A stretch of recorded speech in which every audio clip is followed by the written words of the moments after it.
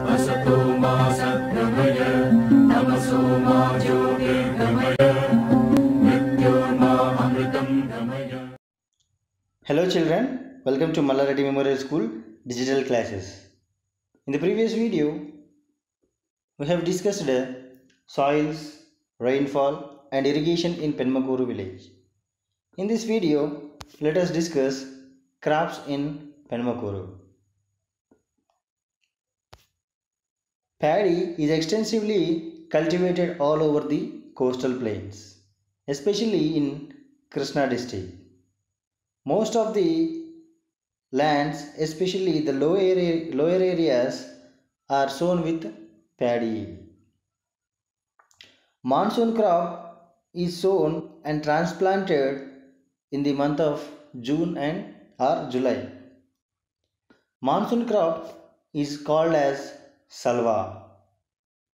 The farmers in Penmakuru village usually grow high yielding paddy varieties like MTU 2716, Swarna and BPT.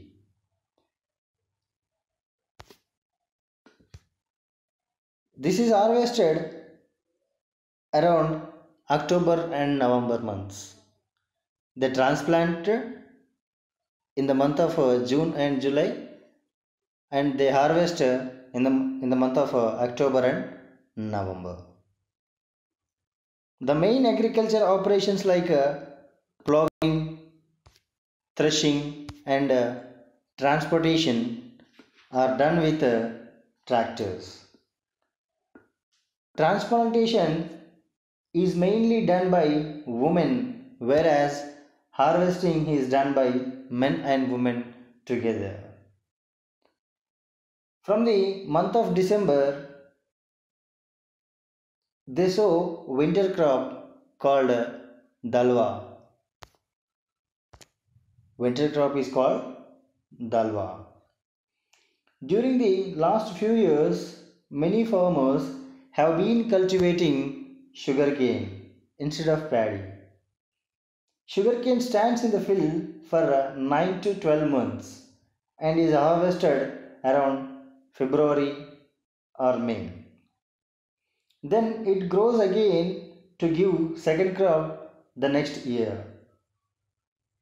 These fields need tending throughout the year, and this is done mainly by men. Nowadays, the villagers are cultivating turmeric, yam, and banana. Crops like sugarcane, turmeric, yam, and banana are grown for sale in the market and are not consumed in the village. They sell in the market, they don't consume in the village. Olden days, the farmers of Penmakuru cultivated red gram, green gram, and millets. They did not require much water. Crops like red gram, green gram, and millets did not require much water. Nowadays, these crops have been replaced with vegetable and sugarcane. Vegetable and sugarcane require much water or much irrigation. Let us see how Penmakuru village is cultivating vegetables. Vegetables in Penmakuru village. Uplands of this village are suitable for the growing vegetables. In the low-lying lands, if water is not sufficient for second crop of paddy, they cultivate vegetables. Usually, they cultivate brinjal, lady's finger, ivy gourd, it means dandakaya, ridge gourd, and cabbage. They sold these vegetables in Vuyuru Raitu Bazaar.